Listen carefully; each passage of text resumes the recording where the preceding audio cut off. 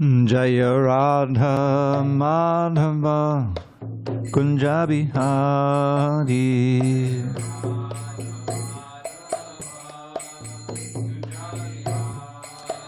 Jaya Radha Madhava Kunja Bihari.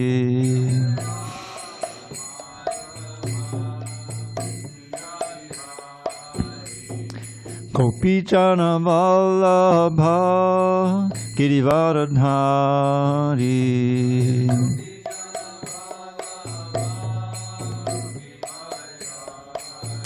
Jaya Gopichana Vallabha Girivardhari.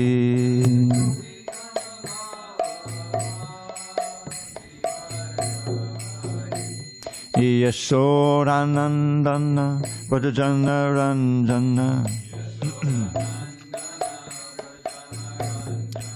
Yashodanandana Vrajana Ranjana.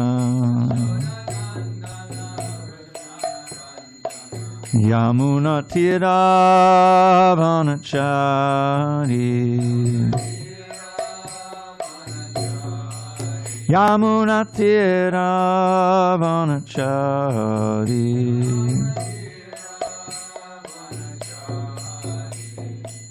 Hare Krishna, Hare Krishna, Krishna Krishna, Hare Hare, Hare Rama, Hare Rama, Rama Rama, Hare Hare.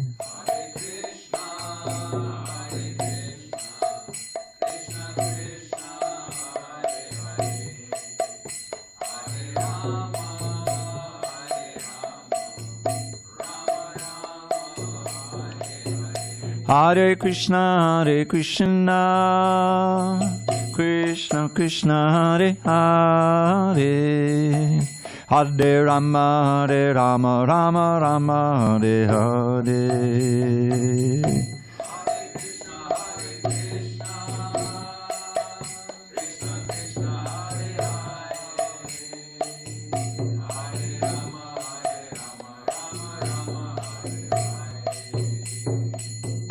Hare Krishna, Hare Krishna, Krishna Krishna, Hare Hare, Hare Rama, Hare Rama, Rama Rama, Hare Hare.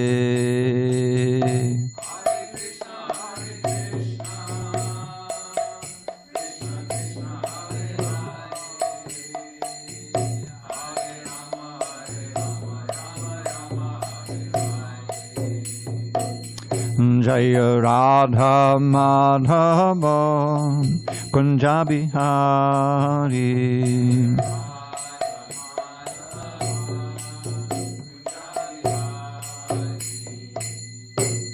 Jaya Vishnupad Paramahansa Paravajakacarya Ashtotter that Sri Srimad is Divine Grace Srila A.C. Bhaktivedanta Swami Prabhupada Ki Jai. ISKCON BBT Founder Acharya Srila Prabhupada Ki Jai. Jayom Vishnupad Paramahansa Paravajakacarya Ashtotter that Sri Srimad His Divine Grace Srila Bhakti Siddhanta Saraswati Thakur Ki Jai. Ananta Koti Vaishnavinda Ki Jai. Namacharya Srila Haridas Thakur Ki Jai. Srimad Bhagavad Gita Ki Jai. Samaveda Bhaktivinoda Ki Jai. All glories to the assembled devotees. All glories to the assembled devotees. All glories to the assembled devotees.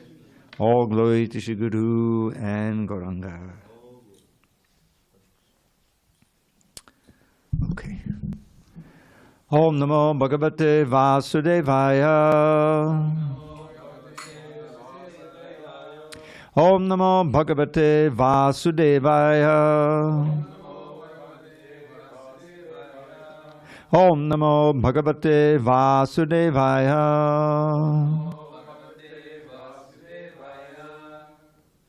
On this 12th day of August 2025 in San Diego, we're reading from Srimad Bhagavad Gita as it is, translation and commentary by His Divine Grace, A.C. Bhaktivedanta Swami Prabhupada. Oh, Prabhu, not on the floor. We don't. Yeah, that's okay. That's okay. All right, we are on page 313, text number 8, chapter 7, which is entitled Knowledge of the Absolute. And we'll go word by word first. Raso aham apsu kaunteya prabhasmi shashi suryayoho pranava sarvavedeshu shabdah ke paurusham nishu rasoham apsu kaunteya prabhasmi shashi suryayoho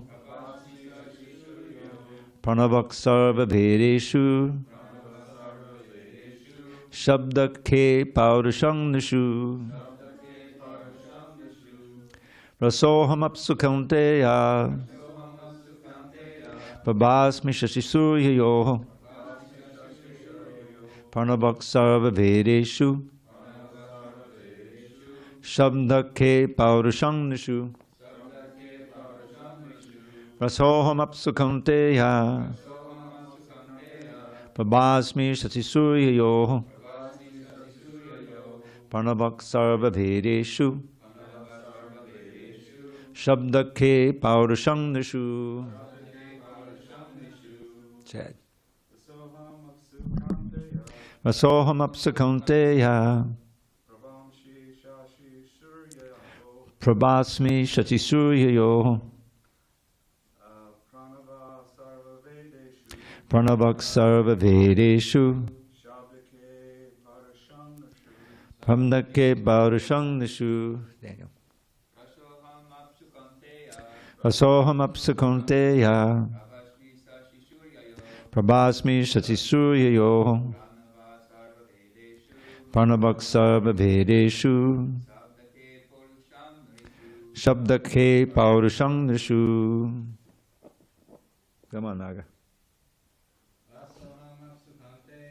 Rasoham apsu kaunteya prabhasmi shachi suryayoho pranavak sarvavedeshu shabdakhe paurusham nishu. Rasoham apsu kaunteya prabhasmi shachi suryayoho pranavak sarvavedeshu shabdakhe paurusham nishu. Anyone online? Guess not. Okay. So I'll read the word by words myself. You can read along silently. Rasaha, taste, aham, I, apsu, in water, kaunteya, O son of Kunti, prabha, the light, asmi, I am, shashi, suryayoho, of the moon and the sun, pranavaha, the three letters aum, sarva, in all, vedeshu, the Vedas, shabdaha, sound, vibration, ke, in the ether, paurusham, ability, nishu, in men. Okay, translation. So this is Krishna speaking to Arjuna. O son of Kunti, I am the taste of water, the light of the sun and the moon, the syllable Om in the Vedic mantras. I am the sound in ether and the ability in man. Purport. This verse explains how the Lord is all-pervasive by his diverse material and spiritual energies. The Supreme Lord can be preliminarily perceived by his different energies, and in this way he is realized impersonally. As the demigod in the sun is a person and is perceived by his all-pervading energy, the sunshine, so the Lord, although in his eternal abode, is perceived by his all-pervading diffusive energies. The taste of water is the active principle of water. No one likes to drink seawater because the pure taste of water is mixed with salt. Attraction for water depends on the purity of the taste, and this pure taste is one of the energies of the Lord. The impersonalist perceives the presence of the Lord in water by its taste, and the personalist also glorifies the Lord for his kindly supplying tasty water to quench man's thirst. Page 314. That is the way of perceiving the Supreme. Practically speaking, there is no conflict between personalism and impersonalism. One who knows God knows that the impersonal conception and the personal conception are simultaneously present in everything, and that there is no contradiction. Therefore, Lord Chaitanya established his sublime doctrine, Achintya, Bheda, and Abheda Tattva, simultaneous oneness and difference. The light of the sun and the moon is also originally emanating from the Brahma Jyoti, which is the impersonal effulgence of the Lord. And Pranava, or the Omkar, transcendental sound in the beginning of every Vedic hymn, addresses the Supreme Lord. Because the impersonalists are very much afraid of addressing the Supreme Lord Krishna by his innumerable names, they prefer to vibrate the transcendental sound Omkar. But they do not realize that Omkar is the sound representation of Krishna. The jurisdiction of Krishna consciousness extends everywhere, and one who knows Krishna consciousness is blessed. Those who do not know Krishna are in illusion, and so knowledge of Krishna is liberation, and ignorance of him is bondage. Om Jnana Timirandasya Jnanandana Shalakaya Chakshu Unmilitam Mena Tasmai Shri Gurave Namaha. I was born in the darkest of ignorance, but my spiritual master Srila Prabhupada opened my eyes with the torchlight of knowledge. I offer my humble obeisance unto him and all members of Sri Parampara. So, I think I mentioned this verse in previous verses. What Krishna is doing here, if you recall the beginning verse, Maya Saktamana Pata Yogam Yunjan Manashya, he is encouraging Arjuna that now I'm going to tell you how you can learn to see me everywhere. How you can, your mind can gradually be more and more attracted to me and absorbed in me. And that's what Krishna consciousness is. But he's going to tell them in a way that's more practical. The last chapter is all about meditation.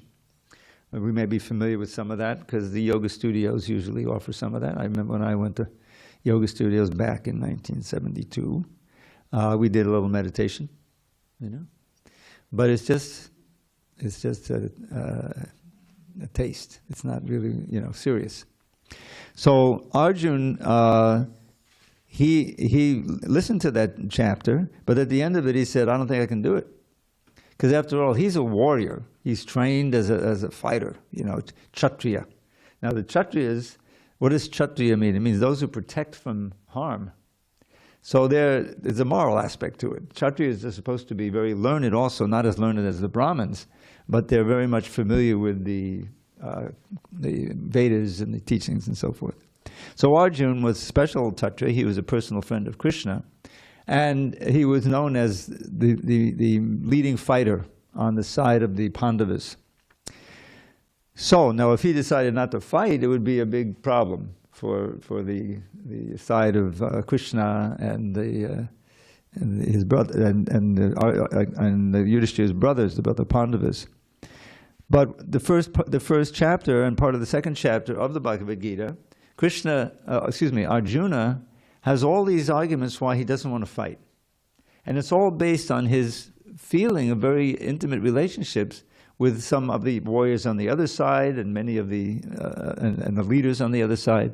He sees, at the beginning, he has to go into the no man's land between the armies. These huge armies have assembled, you know, hundreds of elephants and thousands of horses and infantry and cavalry and the whole thing. It's very amazing in the Mahabharata description. And so Arjuna says, so Krishna, he has promised not to fight in the battle. There was Duryodhana and Arjuna went to see Krishna and he was sleeping. And so Arjuna was situated at Krishna's lotus feet. That's where he likes to be. But Duryodhana wanted to be right near where Krishna, near Krishna's head, so that he would see him when he woke up, you know. And so when he woke up, he saw that the two leaders of both sides were by his bedside. So he made this offering that I won't fight. You know, one of you can take my army. He has a whole army that he has from Dwarka. You know, there's a measure of akshauhinis. Akshauhini is a measure of military force, and it includes a certain number of elephants, a certain number of elephant drivers, and a certain number of horsemen and horses, and infantry, thousands and thousands like that. So he had, I don't know how many Akshauhinis, big army that he had brought with him to the battle. And he said, one of you can have my army, and the other one can have me. But I'm not going to fight, you know. So Duryodhana, he says, what am I going to do with Krishna without the army? So he'll hope to get the army. And Arjuna was situated, actually he had promised earlier that whoever I see first when I wake up, he can have the first choice. So Arjuna naturally would sit at the lotus feet of Krishna. So when he woke up, he looked straight ahead and there was Arjuna. So Arjuna had the first taste, and Duryodhana said, oh, I got him. But then Arjuna took Krishna. He said, I'd rather have you alone than all your army. So both of them got what they wanted. Duryodhana got the army, and Arjuna got Krishna. Now we know who got the better deal, right? So what is Krishna going to do? So he offers to be the chariot driver of Arjuna, which is amazing in and of itself. Krishna is the Supreme Personality of Godhead. He's the master of all. Everyone is supposed to be his servant. But he offers to serve his devotee in that way, because the chariot driver has to take the chariot wherever the warrior tells him to. So Arjuna, after the first chapter, he says to Krishna, please take my chariot between the two armies. All these armies, and there's the no man's land in between. I want to see who's come to fight and who I have to, you know. So that's, Krishna says, sure. So he takes him, and then he looks across, and there's his beloved teacher who trained him in military art, Dronacharya. And even more beloved is his grandfather figure. Wasn't necessarily a grandfather, but he served as a grandfather in raising the Pandavas. There's a long story behind that. Pandavas are the 5 brothers. So that, you're on the other side. So that's, oh, God, I don't want to harm them or have anything to do with killing them. You know, I love them. And then he began to see other relatives and friends on both sides. And he saw that this wasn't one of the ordinary battles that he'd been in so many times, where there's all these personal relations, you know. So he has this argument based on his feelings, but also based on the scripture, that if I am instrumental in killing, you know, all these thousands of soldiers and everything, what to speak of my grandfather and teacher, then the Vedic sacrifices won't be performed. It's something called a Shraddha ceremony. Sometimes we hear Dharma is going to perform a Shraddha. So this is something for the departed, right? For the departed souls, so that they will be benefited by the sacrifice and by the offering of prasadam, and that they can take an auspicious birth again, you know. So if all these men are killed, then who's going to perform the Shraddhas for the forefathers? I'll be responsible for all that. So I'll be burdened with all these sins, you know. So the upshot of the whole thing is that he didn't feel he could fight. But he knew that Krishna wanted him to fight, because Krishna had a plan. We read in the beginning of the 4th chapter, you know, that Krishna says, Imam vivatsate yogam proktavanaham, in many, many millions of years ago, I spoke the same Bhagavad Gita to the sun god. And then it came down from the sun god to his descendant and down, you know, the disciplic succession. But now the disciplic succession has been broken, meaning that the science as it is has been lost due to the force of time. So now I'm speaking it again to you. And then he says when and why he appears. And this you learned when you were 5 years old, right? Yada yada hi dharmasya glani bhavati bharata abhyutanam dharmasya tadatvanam sajamihim. Ami is from India. So this means whenever and wherever there are discrepancies in dharma, in real religion, at that time I appear, I manifest myself. And the next verse he illuminates 3 things that he does. Paratanaya sadhunam, vinashaya dusukranam, dharma sangstapanartaya, sambhavami yuge yuge. So both verses you learn. So what that means is, paritranaya means to protect all around, really thoroughly. Sadhunam, the sadhus, the devotees, my devotees, in order to protect my devotees and enliven them, in order to annihilate the demons, the miscreants, the destroyers of religion and evil, and to reestablish real dharma on this earth. I come again and again. So he came 5,000 years ago. So that's his mission. So now in this chapter, he's explained to Arjuna a practical way in which we can cultivate attraction for Krishna and also awareness of Krishna in our own environments. in earlier verses, he spoke about how everything we see is energy. We don't often think of energy like that, but even this the solid matter is a kind of energy. It's called bhumi, shakti. And it's one of Krishna's energies. This is what is necessary for it. And then there's earth, water, or all liquids. It's like we have so much liquid here. It's necessary, you know. What is this? How do they make the bricks, you know, for this? Earth and water and fire, right? And they heated it, and it's a formula for make bricks. So earth, water, fire, air, then ether. Then it gets more and more subtle. The space in which everything exists is also an element. And then come the subtle elements that we know very well, but we can't see them, but we experience them. Mind, intelligence, discriminating factor. And most subtle of all is our sense of self, called the ego, ahankar, you see.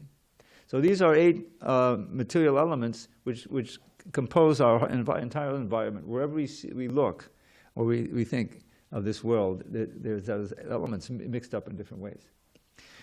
Now, our senses are also composed of them, you see. But then, excuse me, the next energy. So this is all material energy. This podium here, it's made of earth, you know, kind of wood, right?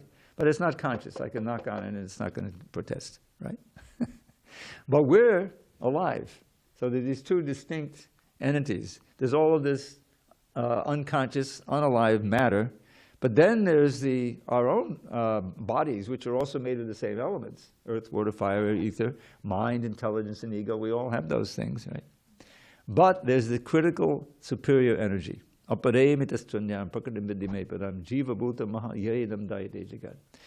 living entity, or the Atma, the soul, is the conscious element within matter that is moving everything. In our bodies, it only moves, it's only alive when we're in there. Death means simply that it becomes untenable. The machine breaks down and the soul can't be sustained and leave the body. You see? But the soul never dies. There's a very important verse in the 2nd chapter. Jayate mriyate vakadacha nayam bhutvaba vitavanabuya ajo nitya shashvato yam purano nahanyate hanyamane sharire. Now it's especially suited to the battlefield because the last line says, the soul is not slain when the body is slain. So he's speaking directly to Arjun. Don't worry, nobody's dying on this this battlefield. On the other hand, there'll be a lot of change of bodies. In other words, there's going to be bodily death, but not real spiritual death, which is what counts. That's the real sense. We never die, we're never born. Which means, obviously, that we've had other lives. And that's the whole science of transmigration and karma and everything. The lady who was asking about karma yesterday, it didn't dawn on me that she's not asking about what, because karma means different things. It means activity, one thing, that's karma. But it also means the result of activity, karmic reaction. If you do something very sinful, you're very vicious, you hurt people, you know, and so forth, that goes into your record. Now, who's keeping track? Krishna as super soul in the heart. Every one of us has an expansion of Krishna in our heart. And he provides intelligence, he provides remembrance, he provides forgetfulness. We know we want to forget. Does anyone really want to remember being in the womb for 9 months and the birth, you know? Or what happened last time we died? Maybe we were killed, you know, eaten by a lion or something. Thank you, Krishna, forget that. I don't want to remember that. We'd all have a massive case of PTSD, right? So that's remembrance, knowledge, and forgetfulness Krishna's providing. So he's keeping the record. You know, he doesn't have to take notes. He's so intelligent. Exactly what we do, good and bad. And that goes into what the next body that we're getting. So this is all the science of reincarnation. And we really want to get free from that. We don't want to keep taking birth and, you know, going through the karma. This is called the cycle of samsara. I learned that when I was toying with Buddhism, isn't it? The samsara. But that's a Sanskrit word. It means birth, old age, disease, and death. Birth, old age, disease, and death. Round and around. And not always in the human body. These birds and the insects, the cats and the dogs and the elephants and everything, they're also living beings. But they have less intelligence than the human body. But that soul is the same in the ant and in the elephant, you see. And gradually, because they can't learn, they sometimes, especially if it gets really hot, which it hasn't really got yet, then you'll see insects coming from the garden, they'll be on the floor, and we try to save them. Watch out, we don't want to be stepped on. Someone's going around Tulsi, so get in the tissues and throw them out, because you don't want to hurt any living entity. But they have, they may sit very quietly on that seat over there, not doing anything, but they can't understand the class. They can't understand the science, Only the human brain, the science, the human intelligence can understand it. So what is Krishna saying here? He's beginning his description of how we can experience him and remember him in our daily activities. The first is Raso Hamapsakonteya. I am the taste of water. Now, how is he the taste of water? It's obviously a little bit metaphorical. But in one sense, it's very scientific, because the water is one of his energies, and the configuration of our tongue with all its complicated nerves and everything in it, that's also his energies. So our ability to taste is coming from Krishna, and the water that we're tasting is coming from Krishna. So how can you forget Krishna? If you just remember this verse, when you drink water, you're going to be thinking Krishna. And Pravasvi, I am the light or the effulgence of the Shashi and Surya Yom. Now Surya is the sun, and Shashi is the moon. Anyone know why? You may know why. It's called Shashi.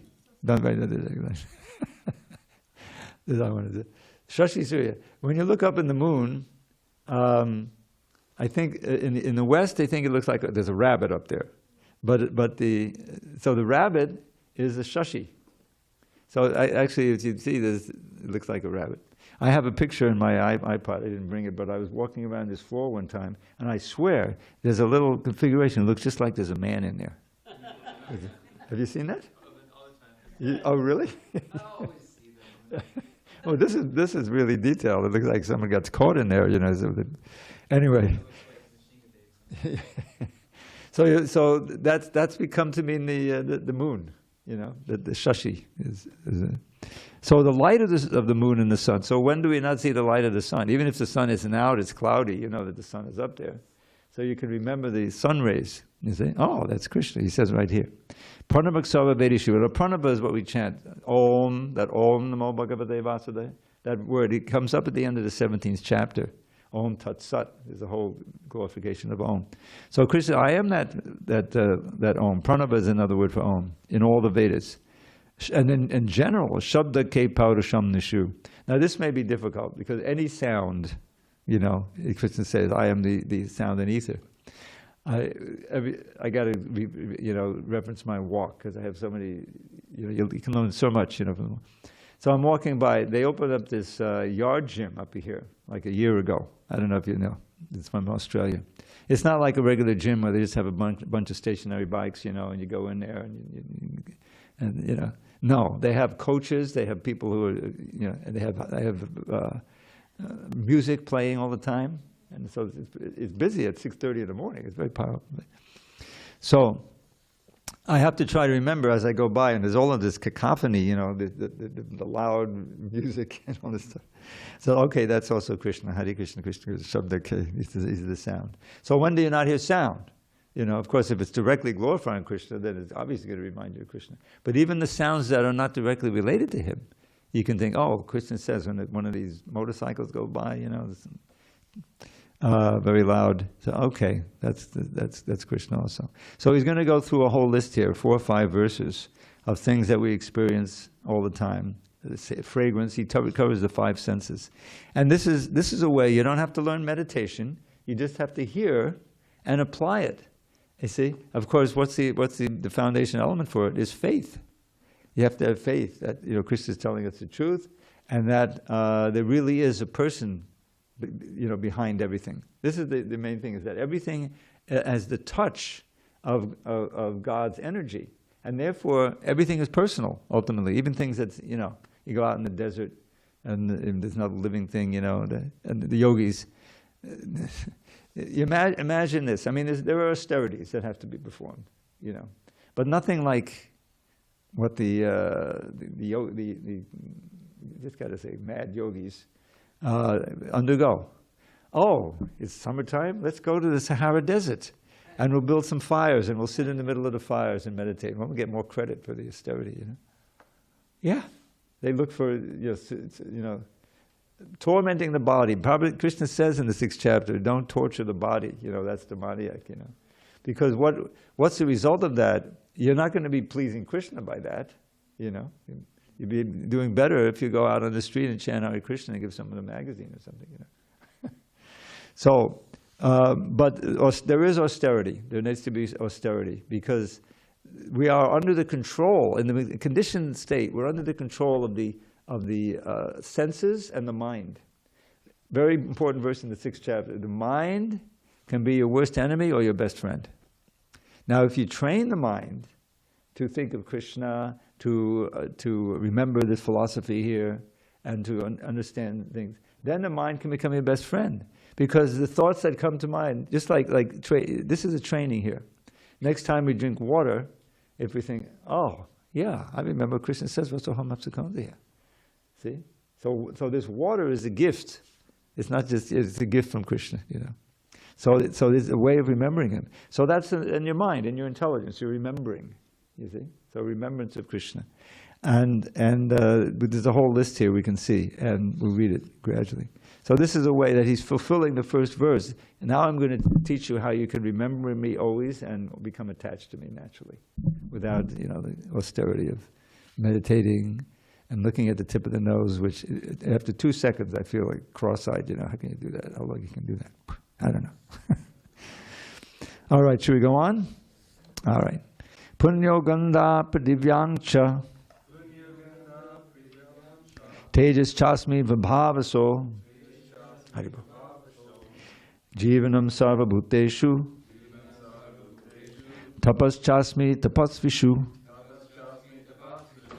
I am the original fragrance of the earth, and I am the heat and fire.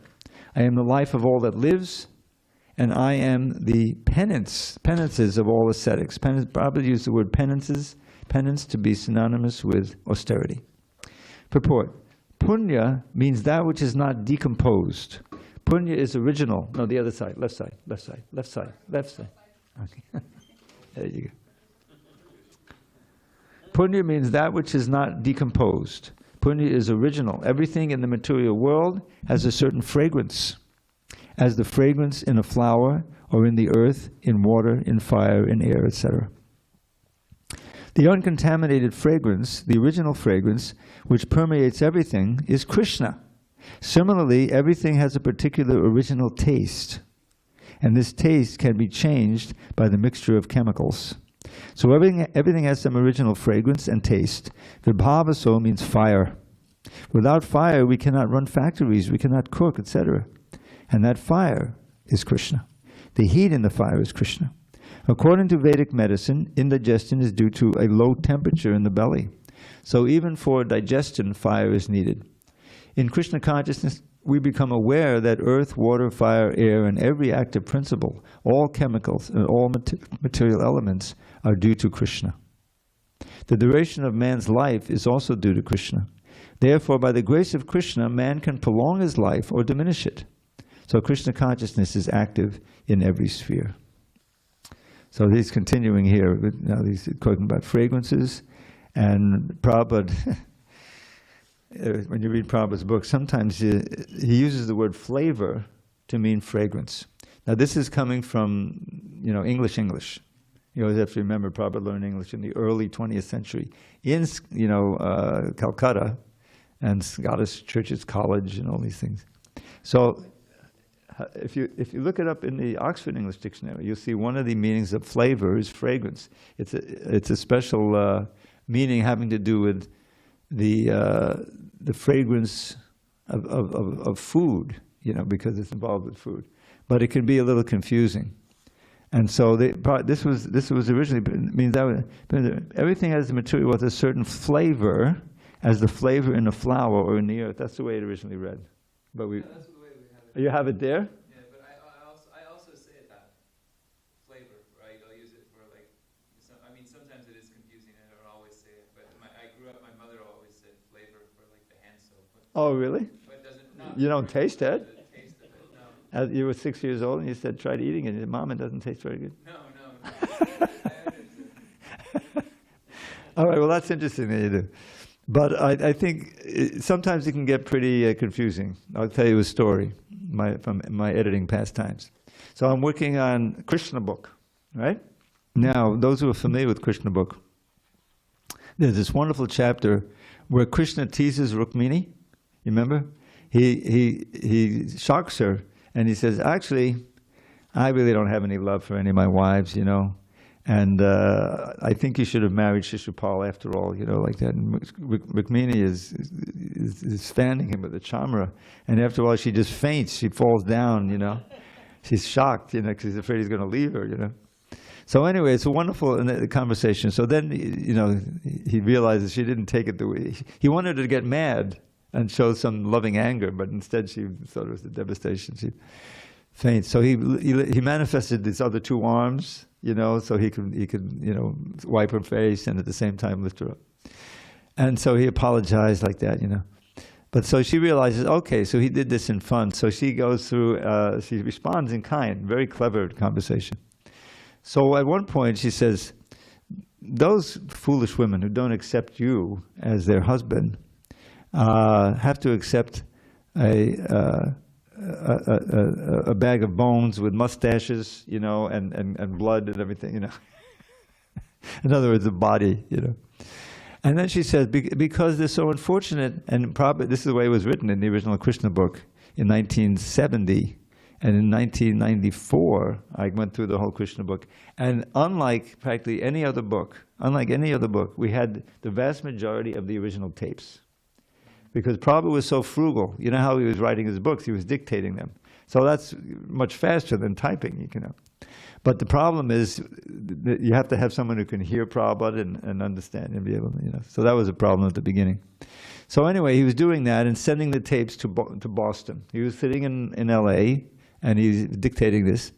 And then he would send the tapes to Boston, then they would put it into the dictating machine, the dictaphone, and someone would type nicely.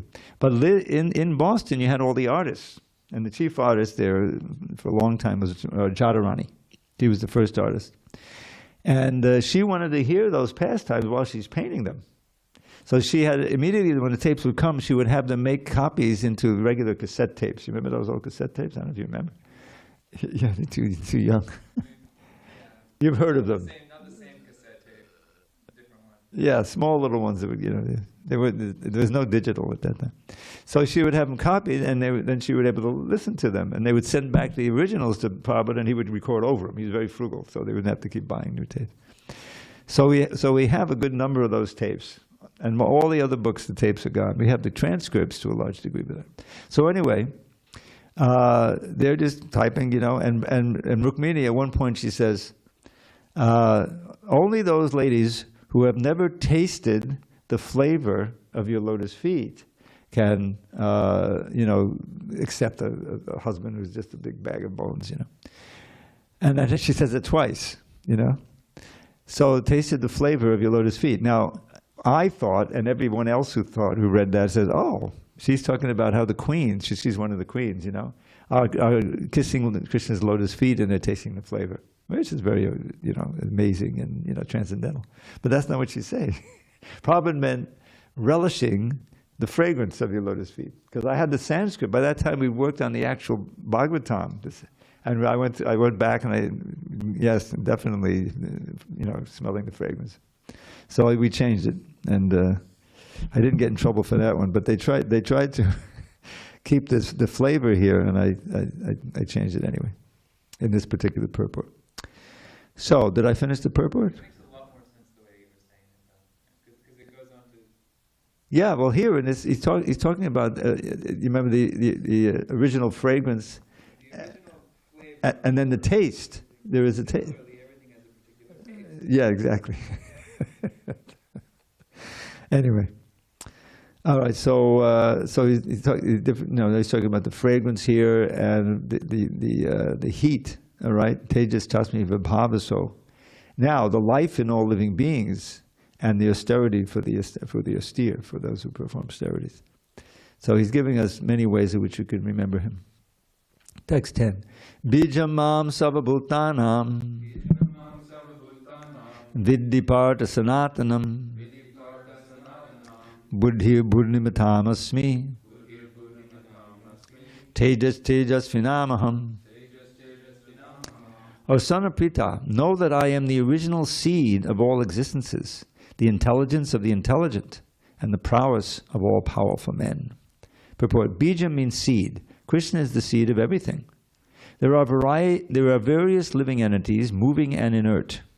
Birds, beasts, men, and many other living creatures are moving living entities.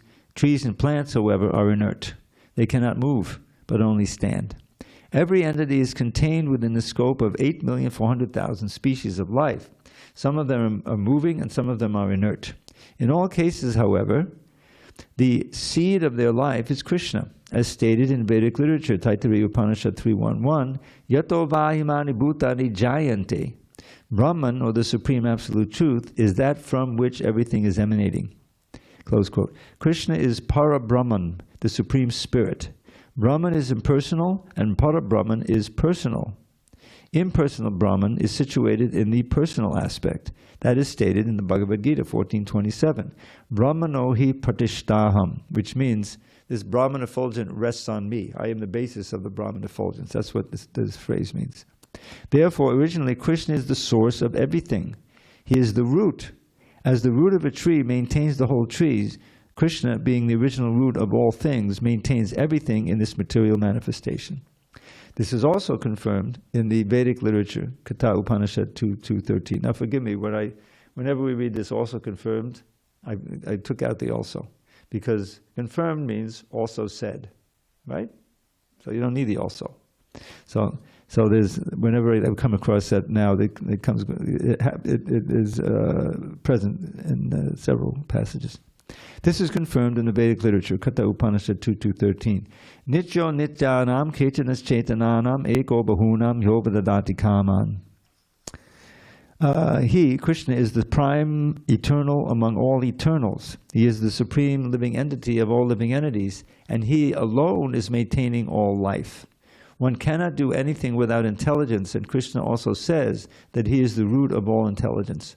Unless a person is intelligent, he cannot understand the Supreme Personality of Godhead, Krishna. So I remember, these verses, I remember memorizing it. One of the first, Eko bahunam yovadadati kaman. He's providing the kaman, the things that we need to exist. And therefore he is the one, Eko, of all of these eternal conscious living beings, of the many bahunam. So therefore he's supreme. All right. Balam balavatam chaham kamaraga vivarjitam dharma varuddham bhuteshu kamosmi bharatarshabha. I am the strength of the strong, devoid of passion and desire. I am sex life, which is not contrary to religious principles, O Lord of the Bharats, Arjuna. Purport: the strong man's strength should be applied to protect the weak, not for personal aggression. Similarly, sex life, according to religious principles, dharma, should be for the propagation of children, not otherwise. The responsibility of parents is then to make their offspring Krishna conscious. So forgive me, but the sex life thing, I'm going to also edit that on the fly to sex, because that's what Prabhupada means.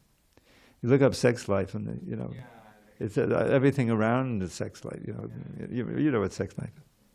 So Prabhupada didn't mean that. Somehow he picked up that phrase, sex life, but he's just talking about sex. So anyway, when it comes up, you'll see. So this is an important thing. I am sex, which isn't contrary to religious principles. So sex is necessary. I remember listening to a lecture, and Prabhupada was talking about it. He says, after all the members of our parampara, the great acharyas, Ramanujacharya, Yamunacharya, Madhvacharya, they all had mothers and fathers. Without the sex, there wouldn't be any acharyas. So there's a place for it, but it has to be dharmic, not against dharma. And just, sex just for pleasure is the best way to go to hell. And I'm telling you, when I edited it, I edited those hell chapters at the end of the 5th chapter. I think there's 2 of them, 1 or 2. And one of them is describing, I don't know if we did an illustration of this one, But if you're just into illicit sex and you're letting them run wild, then the result is you go to hell. That's the name of the hell. They all have names, and you're forced to embrace for millions of years, a red hot iron form of the other side of the opposite sex. Is it worth it? No, thank you. It's crazy. But that's the karma. That's what she was asking about karma. I couldn't explain it. Now she's gone. I don't know, that lady last night. But anyway. Okay. Now, so that's the different examples he's giving. Now he goes on into general. Ye chaiva sattvika bhava rajasas tamasaschaye matta eveti tan vidhi natvaham teshu te mahi. Know that all states of being, be they of goodness, passion, or ignorance, are manifested by my energy. I am in one sense everything, but I am independent. I am not under the modes of material nature, for they, on the contrary, are within me. So this is it meant sattvika, rajas, tamasas, it's understood. These are the modes of nature he's talking about. Purport: all material activities in the world are being conducted under the three modes of material nature. Although these material modes of nature are emanations from the Supreme Lord, Krishna, He is not subject to them. For instance, under the state laws, one may be punished, but the king, the lawmaker, is not subject to that law. Similarly, all the modes of material nature, goodness, passion, and ignorance, are emanations from the Supreme Lord, Krishna. But Krishna is not subject to material nature. Therefore, he is nirguna, which means that these gunas or modes, although issuing from him, do not affect him. That is one of the special characteristics of Bhagavan, or the Supreme Personality of Godhead. Now that nirguna can also mean devoid of material qualities.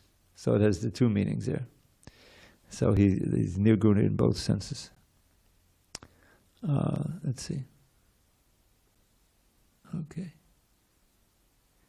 Text 13. Tribir gunamaya bhava ebik sarv midang jagat mohitam nabhijanati mam ebyak paramabhyayam. By the way, I did a study. That word abhyayam is the most used word in the Bhagavad Gita. It appears more than any other word. Inexhaustible. Deluded by the three modes, goodness, passion, and ignorance, the whole world does not know me, who am above the modes and inexhaustible. Purport: the whole world is enchanted by the three modes of material nature. Those who are bewildered by these three modes cannot understand that transcendental to this material nature is the Supreme Lord Krishna. Every living entity under the influence of material nature has a particular type of body and a particular type of psychological and biological activities accordingly. There are four classes of men functioning in the three material modes of nature. Those who are purely in the mode of goodness are called brahmanas. Those who are purely in the mode of passion are called kshatriyas. Those who are in the modes of both passion and ignorance are called vaishyas. Those who are completely in ignorance are called shudras. And those who are less than that are animals or animal life. However, these designations are not permanent. I may be either a Brahman, Kshatriya, Vaishya, or whatever. In any case, this life is temporary. But although life is temporary and we do not know what we are going to be in the next life, by the spell of this illusory energy, we consider ourselves in terms of this bodily conception of life.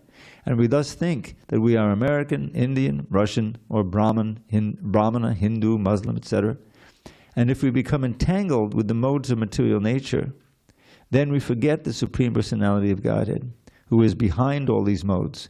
So Lord Krishna says that living entities deluded by these three modes of nature do not understand that behind the material background is the Supreme Personality of Godhead. There are many different kinds of living entities, human beings, demigods, animals, etc. And each and every one of them is under the influence of material nature.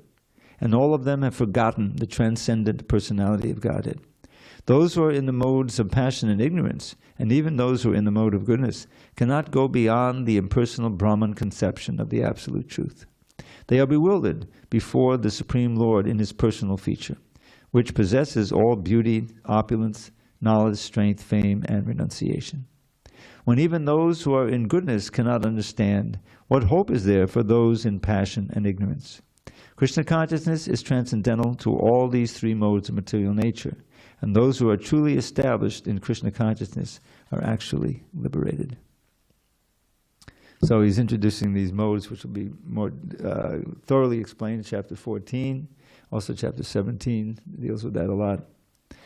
And I don't think we should take text 14. Text 14 is a key verse in the whole Bhagavad Gita. I think it requires a little more attention than we have time for right now, so we'll do that one tomorrow. But this is, all the living entities are bewildered by these modes. The modes, what is the mode? You can think of it. I mean, when I heard that word first, I said, well, that's like a musical mode. The major mode and the minor mode. I don't know if you know music, And what does that do? It kind of sets up a certain mood, A minor mode will be more sad, right?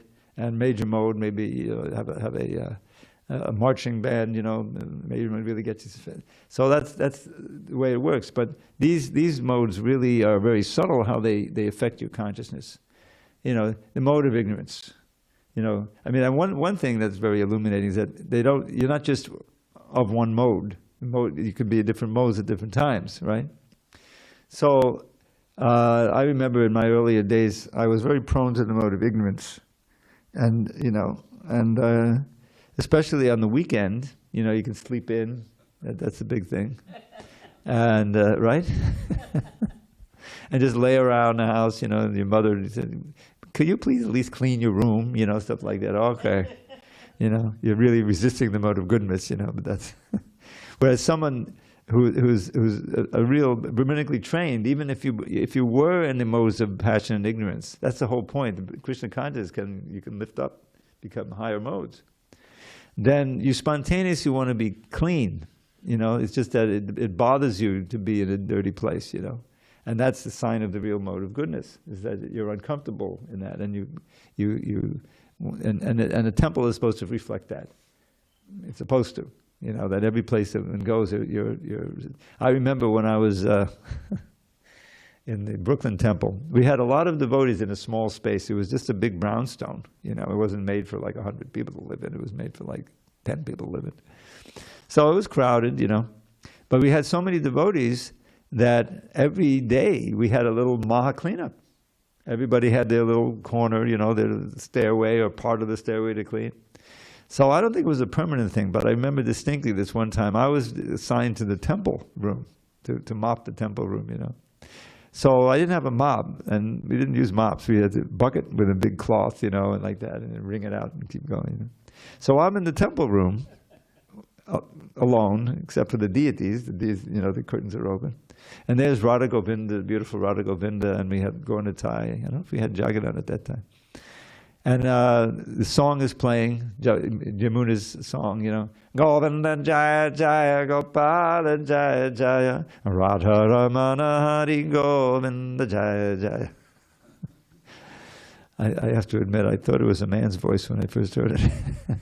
But anyway, so I'm listening to that and I'm going, singing along once again. And I'm thinking, boy, this is great, the deities are right there, they're watching me and I'm peeking a little peek, But it shows that Krishna, he wants us to come up to the mode of goodness, because in the mode of goodness, then knowledge expands. Then you can really understand. If you're in the mode of passion, Prabhupada knew us very well, and so there was always, the Sunday feast, another feast coming along, when he said, "Yeah, eat as much as you want, waddle like a duck," because he knew that we got to have some outlet for the life, because nobody, everyone's following the four regular principles, especially in the temple. So, but you can eat as much as you want, And they had incredible cooks, I don't know how many times I lay on the bunk, I couldn't hardly move or breathe. That's the last Sunday I do that. Never again. But I had a whole week to recover next Sunday, That went on for a few years. Actually, it was great. We all had like 3 hours of kirtan at the end every day, So you kind of, work off a lot of the halva and sweet rice. All right, I guess it's too late. I'll do a real quick poem. Okay. When the moon is invisible, withered to nil, and the sun is long gone from the sky, then an ocean of darkness envelops this world, and the timorous fear they might die. But the thick pall of gloom is at once swept away when the first signs of sunrise appear, and the dawning of day gives assurance to all that in truth there is nothing to fear. In a similar way, when illusion holds sway, and the soul has forgotten his Lord, then the darkness of ignorance covers his heart. Sin and suffering are his reward.